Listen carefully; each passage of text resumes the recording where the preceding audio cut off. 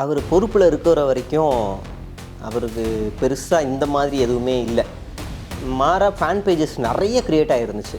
எலெக்ஷனில் நிற்கிறாரு ஃபெயிலியர், மறுபடியும் இன்னொரு எலெக்ஷனில் நிற்கிறாரு ஃபெயிலியர். அவருக்கு இடையூறாக நிற்கிற எல்லாத்தையுமே பாஜக வந்து கொஞ்சம் ஃப்ரீ பண்ணி கொடுத்துச்சு. நீ ஏதாவது பண்ணு அப்படின்னு சொல்லி ஃப்ரீ பண்ணி கொடுத்துச்சு. டைரெக்டாக அமித்ஷாவோட கான்டாக்டு. எனக்கு செந்தில் பாலாஜி இடையூறாக இருக்கார், ஓகே கிளியர் பண்ணியாச்சு, ஸ்டார்ட் பண்ணு. ஆனாலும் தோத்துட்டார். அடுத்து வேறு என்னென்னலாம் இடையூறாக இருக்குன்னா அப்படி பார்க்கும்போது எனக்கு வந்து கூட்டணி இடையூறாக இருக்குது. அதிமுக கூட்டணி இல்லைன்னா நம்ம தனித்து நின்னாலே போட்டு ஜெயிச்சிடலாம், எனக்கு ஒரு பெரிய ஃபேன் பேஸ் வந்துருச்சு, நின்று ஜெயிச்சிடலான்னொடனே நல்லா இருந்த கூட்டணியை சகுனி மாதிரி உள்ளே புகுந்து கெடுத்து விட்டு அதிமுகவை தனியாக்கிட்டார். உட்காந்துட்டு மீடியா மானிட்டரிங்கிற பேரில் இந்த வார் ரூம் போய் வேலை செய்யுது. எல்லா தமிழ்நாட்டில் இருக்கிற எல்லா யூடியூப் சேனல்லையும் ஒரு 4 பேர் போய் உட்காடுறாங்க இந்த வார் ரூம்லேருந்து கலைஞ்சு போனவங்க. மீடியா மானிட்டரிங் இந்த மாதிரி பேரில் ஒரு புது பேரில் அந்த 4 பேர் உட்காடுறாங்க. அவன் என்ன வேலை செய்கிறான்னு அந்த சேனலில் இருக்கவங்களுக்கு யாருக்கும் தெரியாது. அது எனக்கு சரியாக அவன் இன்னும் சொல்லலை. ரொம்ப டார்ச்சரில் நடந்திருக்கு அப்படின்றாங்க. இல்லை டார்ச்சர்னா கட்சி பதவி அது ரிலேட்டடாக இல்லை பர்சனலாக ரொம்ப பாதிக்கப்பட்டிருக்காங்க. கட்சி ரிலேட்டடாக பாதிக்கப்பட்டிருக்காங்க அப்படின்னா அவங்க மரியாதையோடு தான் பேசுவாங்க. ஆனால் ரொம்ப பர்சனலாக அவன் அப்படின்ற வார்த்தையோடு தான் பதிவு பண்ணாங்க. சரி நீங்கள் ரெஸ்ட் எடுங்க, நம்ம பின்னாடி பேசுவோம், நம்ம கண்டென்ட்டுக்காக போயெல்லாம் பண்ணக்கூடாது, அவங்களுடைய உடல்நிலை சார்ந்து அவங்கள ரிலாக்ஸ் பண்ணணும் அப்படின்னு நம்ம சரி நீங்கள் பார்த்துக்கோங்க அப்படின்னு நம்ம விட்டுட்டோம். சரி பார்த்துக்கலாம், பின்னாடி பேசுவோம். ஆனால் அந்த நிர்வாகி வந்து இன்னும் கட்சியில் தான் இருக்காங்க, பாஜகவில் தான் இருக்காங்க. அவர் வந்து அவருடைய பொறுப்பே வித்தியாசமாக இருக்கும். அவர் பொறுப்பாளர்னு சொல்லுவாங்க. பாஜக ஏதோ சம்திங் ஏதோ ஒரு பொறுப்பை சொல்லுவாங்க. ரொம்ப காவி செருப்புலாம் போட மாட்டார், குள்ளமாக இருப்பார் ஆள், பெரிய மீசை. இல்லை நான் சொல்கிறது வந்து இவரும் கிடையாது, கேசவன் கிடையாது. நீங்கள் சொன்ன இந்த பெண் நிர்வாகி வந்து கட்சியில் தான் இருக்காங்களா? இன்னும் ரொம்ப பிரபலமான ஆள், கட்சி விட்டு வரல. ஓகே. ஆனால் அவங்க வந்து இந்து இல்லை, இதுக்கு மேலே க்ளூ கொடுக்க முடியாது. ஆனால் அவங்க வந்து இந்து இல்லை, மாற்று மதத்தை சேர்ந்தவர். 50க்கும் மேற்பட்ட உலக நாடுகளில் 100 கோடிக்கும் அதிகமான ஆகாயம் தமிழ் பார்வையாளர்களுக்கு பேரன்பும் திருநன்றி. ஆகாயம் நேயர்களுக்கு வணக்கம். டிஎன் ட்ரோல் மீடியா ஷேகோரா நம்ம கூட இருக்காங்க. தமிழ்நாட்டினுடைய பல்வேறு அரசியல் நிகழ்வுகள் குறித்து பேசலாம் அவங்க கூட. வணக்கம். வணக்கம் பிரதர், நல்லா இருக்கீங்களா? சூப்பராக இருக்கேன். சமீபத்தில் வந்து திருநெல்வேலியை தலைமையகமாக கொண்டு அண்ணாமலை அவர்களுடைய மக்கள் மன்றம், நற்பணி மன்றம் மாதிரி ஒன்று ஓப்பன் பண்ணியிருக்காங்க. அதுக்கு ஒரு தனி லோகோ, கொடி இதெல்லாமே இருக்குது. இதை நீங்கள் எப்படி பார்க்குறீங்க? ஏன்னா அவர் வந்து பாஜகவில் முன்னாள் தலைவராக இருந்தார், இப்போ பொறுப்பில் இருக்கார். அவருடைய பேரில் வந்து ஒரு இயக்கம் தொடங்குறதை எப்படி பார்க்குறீங்க? அவர் பொறுப்பில் இருக்கிற வரைக்கும் அவருக்கு பெருசாக இந்த மாதிரி எதுவுமே இல்லை. மாறாக ஃபேன் பேஜஸ் நிறைய க்ரியேட் ஆகிருந்துச்சு. Annamalai army, Annamalai war room, அந்த மாதிரி நிறைய ஒரு கடவுளுக்கு நிகராக அண்ணாமலையை வச்சு வார் ரூம் நிறைய சோஷியல் மீடியாவில் இயங்கிட்டு இருந்துச்சு. பொறுப்பில் இருந்து தூக்குன உடனேயே இன்னும் கொஞ்சம் நீங்கள் சொல்கிற ஒரு வாரத்துக்கு முன்னாடி ரசிகர் மன்றம் ஆரம்பித்தாங்க. ரசிகர் மன்றம் ஆரம்பித்தோன்னே நமக்கு பெரிய ஷாக்கு. அதுக்கு ஒரு வாரத்துக்கு முன்னாடி அண்ணாமலை புது கட்சி தொடங்க இருக்கிறார் அப்படின்னு ஒரு செய்தி. அப்புறம் வந்து அண்ணாமலை மாதம் போய் ரஜினிகாந்தை போய் பார்த்துட்டு வராரு அப்படின்னு ஒரு செய்தி.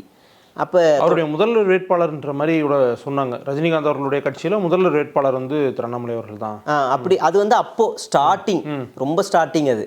அப்போ இந்த மாதிரிலாம் ஒரு செய்திகள் வந்துக்கிட்டே இருக்குது. இது ஏன் அப்படிங்கிற முன்னாடி ஒரு சொல்லுறேன். அண்ணாமலை ஐபிஎஸ் பதவியை ராஜினாமா பண்ணிட்டு இங்கே வரும்போது தமிழ்நாட்டில் ஒரு பிரபலமான ஒரு சேனல், தமிழ்நாடுனே பேர் வச்சுருக்கோம் அந்த சேனல் நேம், வந்து ஒரு பேட்டி எடுக்கிறாங்க. அப்போது வந்து அவர் எந்த கட்சியோடைய பிரதிநிதியோ நிர்வாகியோ தொண்டரோ எதுவுமே கிடையாது. ஒரு சாதாரண நபர், நீட்டுக்கு எதிராக தன்னுடைய அரசியலை தொடங்கினவர். நீட்டுக்கு எதிராக அந்த இன்டர்வியூவில் நீங்கள் இப்போ போட்டால் கூட வரும், நீட்டுக்கு எதிராக பேசினவர். பாஜகவில் சேர்ந்தார், நீட்டு புனிதமானதுன்னு சொன்னார்.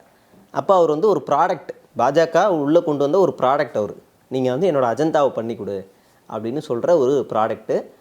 அவர் என்ன பண்ண ஆரம்பிச்சிட்டாருன்னா, கட்சியை ஒரு போலீஸ் மாதிரி, அவர் போலீஸ்லேருந்து வந்தார்ல, ஸோ ஒரு இராணுவ மாதிரி போலீஸ் மாதிரி அதை ரன் பண்ண ஆரம்பிச்சிட்டார். அதில் சில பேருக்கு அதிருப்தி. சில பேர் இவர் ஒரு கட்டத்துக்கு மேலே எக்ஸ்ட்ரீமாக போயிட்டு வீடியோலாம் எடுக்க ஆரம்பிச்சிட்டார். நான் சொல்கிறது இந்த பத்திரிகையாளர் சந்திப்பு சொல்கிறேன் நான், நீங்கள் தப்பாக எடுத்துக்கூடாது. ஏன்னா நடுவில் வந்து மதன் ஒருத்தர் வந்து ஸ்டிங் ஆப்ரேஷன்லாம் பண்ணி அவர் வந்து இதை பண்ண சொன்னதே அண்ணாமலை தான். அப்புறமா வந்து அதில் பிராமின் லாபிஸ்க்கும் அண்ணாமலை இடைநிலை லாபிஸ்க்கும் பெரிய சண்டையானது. அதெல்லாம் நான் உள்ளே கொண்டு வரல, அது தனி. அது நான் சொல்கிறது டெய்லி பத்திரிக்கையாளர் சந்திக்கிறது, அதில் சொல்கிறேன். இப்போ பாஜகவை பொறுத்த வரைக்கும் யார் வேணாலும் பொறுப்பில் போடலாம், ஆனால் ரிசல்ட் வேணும். ரிசல்ட்டுனா சீட்டு இல்லை, கலவரம் வேணும். கலவரம் வேணும். உன்னால் என்ன ஆச்சு அப்படின்னாலே அண்ணாமலை ஃபஸ்ட்டு ஒரு கலவரத்தை இங்கே தூண்ட ட்ரை பண்ணுறாரு. என்ன கலவரம்னா, இந்த ஒரு சின்ன பொண்ணு மதமாற்றம் செய்கிறாங்கன்னு சொல்லி ஞாபகம் இருக்குங்களா, பெரிய ரோல் எடுக்க ஆரம்பித்தார். ஆனால் அது ஃபெயிலியர். எலெக்ஷனில் நிற்கிறாரு ஃபெயிலியர், மறுபடியும் இன்னொரு எலெக்ஷனில் நிற்கிறாரு ஃபெயிலியர். அவருக்கு இடையூறாக நிற்கிற எல்லாத்தையுமே பாஜக வந்து கொஞ்சம் ஃப்ரீ பண்ணி கொடுத்துச்சு. நீ ஏதாவது பண்ணு அப்படின்னு சொல்லி ஃப்ரீ பண்ணி கொடுத்துச்சு. டைரெக்டாக அமித்ஷாவோட கான்டாக்ட். எனக்கு செந்தில் பாலாஜி இடையூறாக இருக்கார், ஓகே கிளியர் பண்ணியாச்சு, ஸ்டார்ட் பண்ணு. ஆனாலும் தோத்துட்டாரு.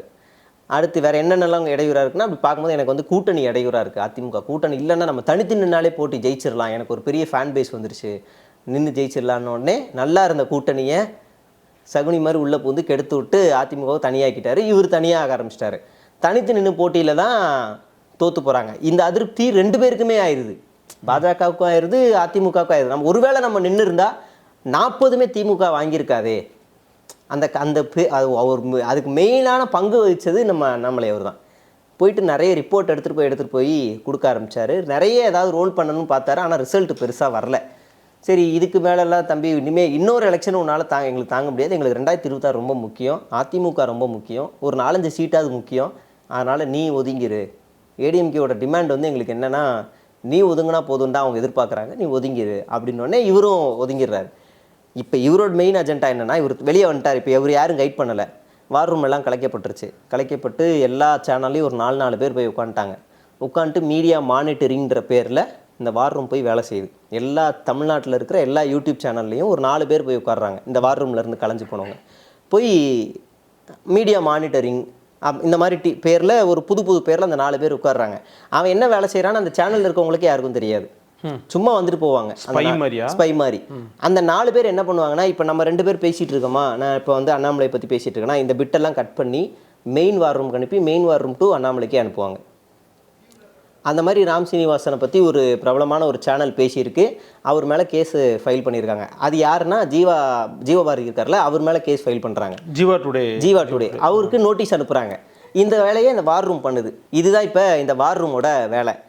இப்போ இவருக்கு என்ன பிரச்சனைனா, நம்மளை கழட்டி விட்டாங்க, நம்மளை யாரும் மதிக்கலை அப்படின்னும் போது பெரிய ஒரு இதுவாகுது. ஆனாலும் இவரோட அந்த ஃபேன் பேஸ் கீழே இருக்குது நிறைய. இது வந்து கட்சிக்கு தெரியாமல் அவர் தனிச்சையாக செயல்படுறாரு. அந்த மாதிரி இந்த வார் ரூம் இல்லை இவர் வெளியில் வந்தோடனே இவரோட அபிமானி வார் ரூம் எல்லாத்தையும் கட்சி முடிவு பண்ணி தான் வெளியில் அனுப்புது.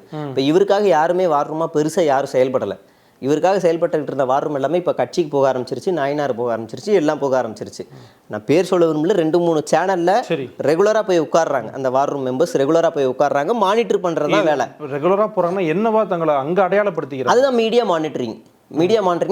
செய்திகள், அதாவது மீடியாவுக்கு போகிறாங்க அப்படின்னா நமக்கு தெரியக்கூடியவங்களா இல்லை பேக் எண்டில் ஒர்க் பண்ணுறவங்களான்னு கேட்குறேன். இப்போ இதான் ஒரு சேனல் வைங்களேன், நீங்கள் ஒரு ஆங்கர், இவங்க 2 பேர் கேமராமேன், இப்படிலாம் ஒர்க் பண்ணுறீங்கன்னா இன்னொரு ரூம் அவங்களுக்குன்னு செப்பரேட்டாக கொடுத்து அந்த 4 பேர் அந்த சிஸ்டம் போட்டு அங்கே உட்காந்துருப்பாங்க. அது நிறுவனத்துக்கு தெரியாது. தெரியும். ஓகே, நிறுவனத்தோட ஓனரே கேப்சர் பண்ணியாச்சு. நிறுவன ஓனர் தெரியாமல் எப்படி உட்காருவாங்க? நிறுவனத்தோட ஓனரே வாங்கியாச்சு. நான் சேனலில் அடுத்த எலெக்ஷன் வரைக்கும் வாங்கிட்டேன். நீங்கள் ஸ்பைன்னு நான் அப்படியே எடுத்து இல்லை ஸ்பை இல்லை, அதாவது அஃபீஷியல் ஸ்பை அந்த சேனலை பொறுத்த வரைக்கும் அங்கே உட்காந்துட்டு சம்மந்தப்பட்டவங்களுக்கு அனுப்புறதா இந்த வேலை. இப்போ அவருக்கு வார் ரூம் இல்லை. இப்போ இவரோட அஜெண்டா என்னன்னா, இந்த கூட்டணியை கலைச்சு நாசமாக்கணும். அதிமுக பாஜக கூட்டணி கலைச்சு நாசமாக்கணும். அதுக்கு சில வேலைகள் அப்பப்போ தூண்டி விடுற வேலைகள்லாம் இவரும் செய்ய ஆரம்பிக்கிறாரு. அப்படி தான் இந்த நான் கட்சி ஆரம்பிக்க போகிறேன், ரஜினியை பார்க்க போகிறேன்னு இவர் மூலியமாகவே கசிகிற தகவல்கள் தான். இது டெல்லியை ரொம்ப டிஸ்டர்ப் பண்ண ஆரம்பிக்குது. மாநிலத்தில் இருக்கிற பாஜகவை டிஸ்டர்ப் பண்ண ஆரம்பிக்குது. அப்போ தான் ஒரு மேட்ரு வெளியில் வருது. இது யார் திமுக காரங்களோ இல்லை அதிமுக காரங்களோ இல்லை இவங்களோட எதிரி கட்சிகளோ யாருமே வெளியில் கொண்டு வரல. பாஜகவுடைய ஆதரவாக இருக்கிற அபிமானியாக இருக்கிறவங்களே ஒரு மேட்டரை வெளில கொண்டு வராங்க. அண்ணாமலை கோயம்புத்தூரில் 85 கோடி ரூபா மதிப்புள்ள ஒரு நிலத்தை வெறும் 5 கோடி ரூபாய்க்கு வாங்கியிருக்காரு அப்படின்னு ஒரு மேட்ரு வெளியில் வருது. இது யார் வெளியிட்டது? சமீபத்தில் வந்துச்சு, எல்லாருக்குமே தெரியும். இது யார் வெளியிட்டது மாரிதாஸ். ரைட்டா, மாரிதாஸ் வெளியிட்டு அவர் டெலிட்டும் பண்ணிடுறாரு. அதை டெலிட் பண்ண உடனே இந்த வார் ரூம் தூங்கிட்டு இருந்த வார் ரூம் என்ன செய்யுதுன்னா, அவர் சீண்டி விடுது. அந்த பயம் இருக்கட்டும், அந்த இது இருக்கட்டும், அவர் தூண்டி விடுது. அவர் என்ன செஞ்சிடறாரா, டேய் நான் உங்களுக்கு பயந்துலாம் டெலிட் பண்ணல, இந்த பார் எனக்கு சில பேர் நெருக்கமானவங்க சொன்னாங்கன்னுக்காக நான் டெலிட் பண்ணேன், நான் இதுக்குன்னே நான் போடுறேன்டான்னு மறுபடியும் இன்னொரு டேட்டா வெளியிடுறாரு. இது எந்த டேட்டில் ரெஜிஸ்டர் பண்ணப்பட்டுச்சு, இவர் எந்த டேட்டில் காசை கொடுத்தாரு, அந்த குடும்பத்தை போய் எப்போ சந்திச்சாரு, அதுக்கப்புறமா இவர் எவ்வளோ பணம் கொடுத்தாருன்ற டேட்டாவெலாம் இவர் வெளியிடுறாரு.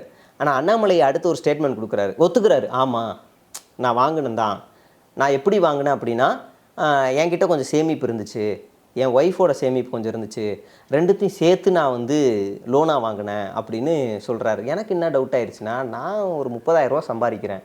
30,000 ரூபா சம்பாதிக்கிறவனுக்கு இப்போ ஒரு லீஸுக்கு ஒரு வீட்டுக்கு போகலான்னு ஒரு 5 லட்ச ரூபா லோன் அப்ளை பண்ணேன். எலிஜிபிள் இல்லைன்ட்டான்.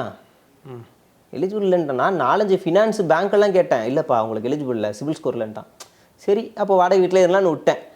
அண்ணாமலை ஓப்பன் ஸ்டேட்மெண்ட்டாக எனக்கு வேலையே கிடையாது, என்னோட வீட்டு வாடகையே விவசாயம் சார்ந்த விஷயங்கள் பண்றாரு. இல்லை, அவர் ஓப்பனாக சொல்லிட்டார், எனக்கு வேலையே கிடையாது, நான் சொல்கிறேன் எனக்கு வேலை கிடையாது, என்னோட எல்லாத்தையுமே வந்து எனக்கு ஃப்ரெண்ட்ஸு நண்பர்கள் தான் தராங்க, என்னோட சொத்து மத்தி எல்லாத்தையுமே அரவங்குறிச்சி தேர்தலில் வித்துட்டேன்னு சொல்லிட்டாரு. அப்படின்னா இவங்களுடைய மனைவி மாதம் குறைஞ்சது 10 லட்சம் 15 லட்சம் சம்பாரிச்சாதான் 5 கோடி ரூபா மதிப்புள்ள ஒரு லோன் எலிஜிபிளே ஆகும். எந்த பேங்க் லோன் கொடுத்துருப்பான்னு எனக்கு ஒரு டவுட்டு. இல்லை, அவர்கிட்ட வந்து ஆக்சுவலாக சொத்து இருக்கு, ஒரு சொந்த ஊரில் தான் இருக்காரு, அவர்கிட்ட நிலம் இருக்கலாம், அதனுடைய அடிப்படையிலையும் நிலம் இருக்கலாம். 85 கோடி ரூபாய் மதிப்புகளான நிலத்துக்கு எப்படி இவர் லோன் எலிஜிபிள் ஆச்சு, எப்படி இவர் வாங்க முடியும், எந்த அளவுக்கு எப்படி பேக்கப் இருக்கும்? பெரிய செல்வந்தரா இவர். 85 கோடி ரூபாய் மதிப்பில் ஒரு நிலம்னா எவ்வளோன்னு தெரியல உங்களுக்கு, அதுவும் கோயம்புத்தூரில். அது ஏதோ ஒரு அரவங்குறிச்சி காட்டுக்குள்ள இல்லை, பெரிய முக்கியமான இடம். அப்போ எப்படி வந்துச்சுன்னு கேள்வி வருது. இது யாருமே வெளியில் அதிமுக யாரும் தூண்டி இல்லை, இவங்க கட்சிக்குள்ளே நடக்கிற வார். அப்புறம் இவர் என்ன பண்ணுறாருன்னா, வாட்ச்பில் மாதிரி நான் வருஷத்துக்கு ஒரு தடவை என்னோட சொத்து பத்திரங்கள்லாம் நான் வெளியிடுவேன், அப்போ நான் இதை சேர்த்து வெளியிடுறேன், நான் 2 மாதம் லோன் கட்டிட்டேன்னு வேறு சொல்கிறாரு. 5 கோடி ரூபா லோன் வாங்கியிருக்காருன்னா குறைந்தபட்சம் எனக்கு தெரிஞ்சு ஒரு 10 லட்சமாவது லோன் வரும் மாதம். எனக்கு தெரிஞ்சு 10 லட்சமாவது மாதம் லோன் வரும். 10 லட்ச ரூபா 2 மாதம் கட்டியிருக்காருன்னா ஆச்சரியமாக இருக்குது. காசே இல்லாதவர், வறுமையில் இருக்கவர் எப்படி கட்டியிருப்பாருன்னு நமக்கு ஆச்சரியமாக இருக்குது. அப்போ நான் அதே மாதிரி வாட்ச்பில் மாதிரி நான் ஒரு டேட்டு கொடுக்குறேன், நாள் கொடுக்குறேன், அன்றைக்கி ரிலீஸ் பண்ணுறேன் அப்படின்ற மாதிரி இதையும் சொல்லிவிட்டு எஸ்கேப் ஆகிறாரு. மறுபடியும் இவர் கொஞ்சம் ஆட்டம் காட்டுறாரு. இங்கே பாரு, என்கிட்ட ஒரு பெரிய டீம் இருக்குது, பாரு நான் வேணால் பண்ணுறேன் அப்படின்னு இவர் ஆட்டம் காட்டுறதா இந்த வேலை. ஓகே, அதுக்கும் இந்த மக்கள் மன்றத்துக்கும் என்ன தொடர்பு? டீம் ஓகே, அது வார் ரூம், அதான் பயமுடுத்துறது. என்கிட்ட ஒரு டீம் இருக்குது, நீங்கள் ஏதாவது பண்ணுங்க, நான் தனியாக ஆரம்பிப்பேன், என் பேச்சு கேளுங்க, என்கிட்ட ஒரு டீம் இருக்குது. அதாவது ஒரு பேசும் பொருளாகவே இந்த ஊடகத்தை ஒரு மாநில தலைவராக இருக்கும்போது வச்சுருக்காரு. பெரிய ஓட் பேங்க் அண்ணாமலைகிட்ட இருக்கானா? இல்லை. பெரிய முக்கியமான நபர்களை உள்ளே தூக்கி போட்டார், பிரபல ரவுடிகளை தூக்கி உள்ளே போட்டார். உங்களுக்கு தெரியும், விருப்பப்பட்டு சேரும்போது இவராலையும் ஒன்றும் பண்ண முடியாதுல்ல. அதான் சொல்கிறேன், பிரபலமான ரவுடிகளை உள்ளே போடும்போது யார் எதிர்த்தா? தமிழிசை சவுந்தரராஜன் எதிர்த்தாங்க. ஏன் இதெல்லாம் ஏன் சேர்க்குறீங்க அப்படின்னு. எதுக்குன்னா அது ஒரு ஊடகத்தினுடைய ஒரு செய்தியாக மாறும், ஒரு 100 பேருக்கு தெரியும். அப்போ கட்சி வளருதுன்ற ஒரு பிம்பம் உருவாகும். அப்போ ஒரு கட்சி கட்சி வளர்ந்துருக்குன்னா தனித்து நின்று போட்டிடும் போது ஏன் இவ்வளோ சொற்பமான இடங்களில் கூட வாக்கு ரொம்ப மோசமாக இருக்குன்னு நமக்கு தெரியுதுல்ல. அப்போ கட்சி வளரலை, ஊடகத்தில் வளர்ந்துருக்குன்ற ஒரு மாயை உருவாக்கியிருக்காரு. இப்போவும் அந்த மாயை கிரியேட் பண்ணுறாரு. என்கிட்ட ஒரு டீம் இருக்குது, நான் நினச்சா ஒரு பெரிய வார் ரூம் வச்சுருக்கேன், பெரிய ஒரு செட்டப் வச்சுருக்கேன் அப்படின்னு அப்பப்போ அந்த மாநிலத்தையும் சென்ட்ரலையும் லைட்டாக டீஸ் பண்ணுறது. இது நான் ஒன்று கேட்குறேன், இந்த நற்பணி மன்றம் ஆரம்பிக்கிறாங்க, சூர்யா நற்பணி மன்றம், அஜித் நற்பணி மன்றம், சம்மந்தப்பட்டவங்களுக்கு ஃபோன் கூட பண்ண மாட்டிங்களா?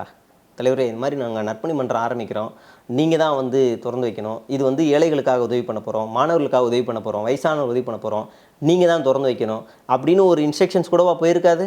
நடிகர்கள் பேர்லேருந்து அவங்களே ஓகே சொல்லுவாங்க. அது ஒரு கவனத்துக்கு போயிருக்காதா என்ன? நான் டிவியை பார்த்து செய்தியை பார்த்து அறிந்து கொண்டேன், இதை முற்றிலுமாக நான் எதிர்க்கிறேன், அதனால் தயவுசெய்து போய் குடும்பத்தை போய் பாருங்கள் அப்படின்னு ஒரு ஸ்டேட்மெண்ட்டாக அடுத்து கொடுக்குறாரு. அடுத்து இவர் ஸ்டேட்மெண்ட் கொடுக்குறாரு. இப்போ பாருங்கள், கொடியோடு ரிலீஸ் பண்ணுறாங்கன்னா ஒப்புதல் இல்லாமல் எனக்கு தெரிஞ்சு இவர் காதுக்கு படாமலாம் இருக்காது. அப்போ இது ஒரு பார்க்க வேண்டியிருக்கு. அதாவது கொஞ்சம் பயமுறுத்துறது, கட்சியில் நானும் இருக்கேன், நான் ஒன்றும் இன்னும் இதுவாகலை, நானும் இருக்கேன் அப்படின்னு ஒரு இதுவாகிறது. அதே மாதிரி நடுவில் நிறைய நெரேட்டிவ்லாம் செட் ஆச்சு. இவருக்கு துணை ஜனாதிபதியே கொடுக்க போகிறாங்க, இவர் அடுத்து மத்திய அமைச்சராக போகிறார் எல்முருகன், இதெல்லாம் ஒரு நெரேட்டிவ். ஆனால் பாஜக பொறுத்தவரை இவர் ஒரு ப்ராடக்ட். நான் உனக்கு ஒரு வேலை கொடுத்தா நீ செய்யலை, ஓகே ஓரமான, அவ்வளோதான், நீ ஓரமான, அவ்வளோதான். அது ஆனால் இந்த மன்றம் வளர்றதுக்கான வாய்ப்பு இருக்கா? அதான் இவரே கலைக்க சொல்லிட்டாரே, இவரே ஸ்டேட்மெண்ட் இதில் கலைச்சிருங்க, இதெல்லாம் எனக்கு விருப்பம் இல்லை அப்படின்னு. நிச்சயமாக மேலேன்னு சொல்லியிருப்பாங்க, அதெல்லாம் இருக்கக்கூடாதுப்பா, அப்படி கலைச்சிருப்பா அப்படின்னு. சார் நிச்சயம் இவர் கலைச்சி சொல்லிட்டார், இவரே ஸ்டேட்மெண்ட் கொடுத்துட்டார் கலைக்க சொல்லி. இவருடைய அடுத்த கட்ட நடவடிக்கை என்னவாக இருக்குது? ஏன்னா அவர் கவர்னராக போகிறார், இல்லை நீங்கள் சொன்ன மாதிரி அவருக்கு பொறுப்பு கொடுக்க போகிறாங்க. நிச்சயமாக ஒரு நல்ல பாஜகவுக்கு ஒரு நல்ல ஒர்க்கர் இவர் அப்படி விட்டுற மாட்டாங்க அப்படின்ற நிறைய பேச்சுகள்லாம் இருந்துச்சு.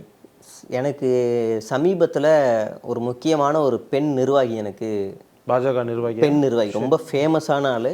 அவங்கள நான் தொடர்பு கொண்டேன், பேர் சொல்ல விரும்பல, ரொம்ப இப்போ உடல்நிலை சரியில்லாமல் வீட்லேயே இருக்காங்க, பெருசாக வெளியில் ஆக்டிவாக இல்லை, ஆனால் கொஞ்சம் சர்ச்சைக்குரிய நபர் தான், எல்லாருக்கும் தெரிஞ்ச ஒரு நபர் தான். சமீபத்தில் அவங்களுக்கு பதவி கொடுக்கப்படலை அப்படின்னோடனே அவங்க அதிருப்தியில் இருக்காங்கன்ற அவங்கள பற்றின ஒரு செய்தி வந்த உடனே உடனே நான் தொடர்பு கொண்டேன். என்ன மேடம் என்னாச்சு, இந்த மாதிரி ஒரு பேட்டி நம்ம எடுக்கலாமா, நீங்கள் ஏதாவது சொல்ல விரும்புகிறீங்களா, நாங்கள் எக்ஸ்க்ளூசிவாக நான் வேணா ஃபஸ்ட் டைம் நான் இன்டர்வியூன்னு போனதில்லை, நானாக பண்ணுறேன் அப்படின்னு சொன்னேன்.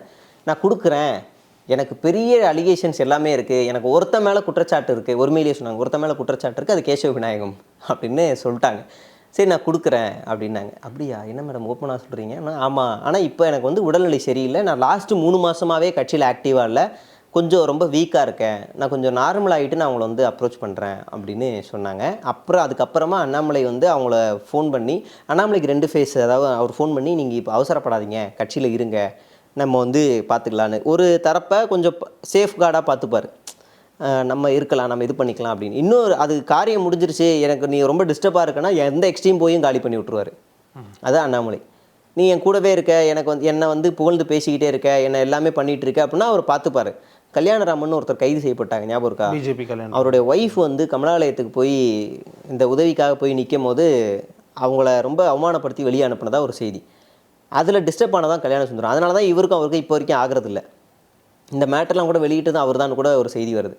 அப்போ இந்த மாதிரி யாரெல்லாம் இவருக்கு டிஸ்டர்பன்ஸாக இருக்காங்களோ தூக்கி விட்டுருவார். அப்படி தான் கேசவ விநாயகம் ரொம்ப டிஸ்டர்பன். கேசவ விநாயகத்தை காலி பண்ணுன்றக்காகவே ஒரு ப்ராடக்டை திமுகவிலேருந்து கொண்டு வந்தார். அதுதான் திருச்சி சூர்யா சிவா. அவர் உள்ளே தூக்கிட்டு வராங்க, நல்லா யூஸ் பண்ணாங்க, தூக்கி போட்டாங்க. அவர் உணர்ந்துட்டார், ஆஹா நான் நம்பினது அண்ணாமலை நம்பினேன், என்னை மோசம் பண்ணிட்டேன். அதுவும் வெளியே தூக்கி போட்டு மறுபடியும் சேர்த்துக்கிட்டு மறுபடியும் தூக்கி போட்டார். நல்லா நோட் பண்ணும். அப்போ அதே மாதிரி மதன் ரவிச்சந்திரனும் குற்றச்சாட்டு வைக்கிறாரு. வெளியில் போனால் 2-3 பேரும் குற்றச்சாட்டு வைக்கிறாங்க. அப்போ அதனால் இவர் கைக்குள்ளே இருந்தீங்கன்னா உங்களை பார்த்துப்பார். இன்னொரு லேடி சொல்கிறாங்க, அண்ணாமலை ரொம்ப ஜென்யூன், ரொம்ப நல்லவர், ரொம்ப இது அப்படின்லாம் பேசுவாங்க. அப்படிலாம் பேசக்கூடிய ஒரு ஆளும் இருக்கிறாங்க, சில டீம் இருக்காங்க. கேசவ விநாயகத்தையே ஒரு லேடி சொன்னாங்கல்ல, ஒரு பெண்கள் நிர்வாணமாக இருந்தால் கூட அவர் அப்படியே ஏலெடுத்து பார்க்க மாட்டாருன்னு, அப்படின்ற வார்த்தையை தானே அந்த டைசி சொன்னாங்க கேசவ விநாயகத்தை. அப்போ இந்த மாதிரி ஒரு பர்சனுக்கும் பாசிட்டிவ் அண்ட் நெகட்டிவ் இருக்குது. பாசிட்டிவோட நெகட்டிவ் ரொம்ப மோசமாக இருக்குது. ஓகே, நீங்கள் வந்து உங்ககிட்ட நீங்கள் பேசுன நிர்வாகி யாருன்றதை சொல்ல வேண்டாம், ஆனால் என்ன மாதிரியான அலிகேஷன் சொல்ல முடியுமா, அதை பகிர்ந்துக்க முடியுமா? அது எனக்கு சரியாக அவங்க இன்னும் சொல்லலை. ரொம்ப டார்ச்சரில் நடந்திருக்கு அப்படின்றாங்க. இல்லை டார்ச்சர்னா கட்சி பதவி அது ரிலேட்டடாவா இல்லை பர்சனலாவா? பர்சனலாக. ஓகே, பர்சனலாக ரொம்ப பாதிக்கப்பட்டிருக்காங்க. கட்சி ரிலேட்டடாக பாதிக்கப்பட்டிருக்காங்க அப்படின்னா அவங்க மரியாதையோடு தான் பேசுவாங்க. ஆனால் ரொம்ப பர்சனலாக அவன் அப்படின்ற வார்த்தையோடு தான் பதிவு பண்ணாங்க. சரி நீங்கள் ரெஸ்ட் எடுங்க, நம்ம பின்னாடி பேசுவோம், நம்ம கண்டென்ட்டுக்காக போயெல்லாம் பண்ணக்கூடாது, அவங்களுடைய உடல்நிலை சார்ந்து அவங்கள ரிலாக்ஸ் பண்ணணும் அப்படின்னு நம்ம சரி நீங்கள் பார்த்துக்கோங்க அப்படின்னு நம்ம விட்டுட்டோம். சரி பார்த்துக்கலாம், பின்னாடி பேசுவோன்னு. ஆனால் அந்த நிர்வாகி வந்து இன்னும் கட்சியில் தான் இருக்காங்க, பாஜகவில் தான் இருக்காங்க. அவர் வந்து அவருடைய பொறுப்பே வித்தியாசமாக இருக்கும். அவர் பொறுப்பாளர்னு சொல்லுவாங்க, பாஜக ஏதோ சம்திங் ஏதோ ஒரு பொறுப்பை சொல்லுவாங்க. ரொம்ப காவி செருப்புலாம் போட மாட்டார், குள்ளமாக இருப்பார் ஆள், பெரிய மீசை. இல்லை நான் சொல்கிறது வந்து இவரை கிடையாது, கேசவன் கிடையாது. நீங்கள் சொன்ன இந்த பெண் நிர்வாகி வந்து கட்சியில் தான் இருக்காங்களா இன்னும்? ரொம்ப பிரபலமான ஆள், கட்சி விட்டு வரல. ஓகே. ஆனால் அவங்க வந்து இந்து இல்லை, இதுக்கு மேலே க்ளூ கொடுக்க முடியாது. ஆனால் அவங்க வந்து இந்து இல்லை, மாற்று மதத்தை சேர்ந்தவர். ஓகே, அது உங்களுக்கு அந்த தகவல் கிடைச்சது அப்படின்னா நீங்கள் அதை பகிர்ந்துக்கலாம். இவ்வளோ நேரமாக உங்களுடைய கருத்துக்களையும் உங்களுடைய பார்வைகளையும் சொன்னதுக்கு ரொம்ப நன்றி. ரொம்ப நன்றி.